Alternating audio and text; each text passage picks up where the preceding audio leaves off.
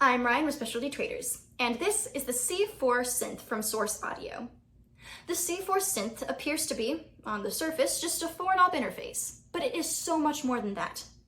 The C4 Synth, for all intents and purposes, is a modular synthesizer in a box. Here's how to use it.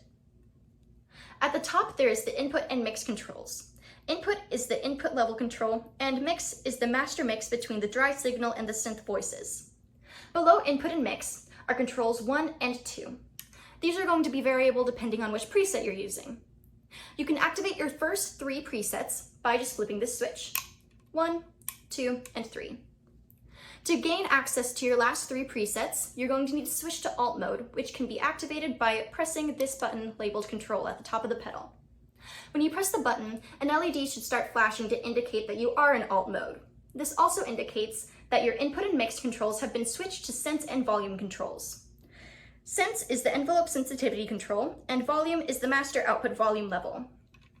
Now that you're in alt mode, you can access your last 3 presets, 4, 5, and 6. To exit alt mode, simply hold down on the control button for 5 seconds. At the top of the pedal, there is also a headphone jack, a power supply jack, and a USB port. On the side of the pedal, there is input 1 and input 2 on the right, and output 1 and output 2 on the left. What's unique about the C4 Synth is that you can actually access other users' presets by downloading the Neuro desktop editor or the Neuro app for the pedal. You can connect this to your computer by using the USB port, and you can connect it to your phone by using the cable that is included and connecting it with input 2.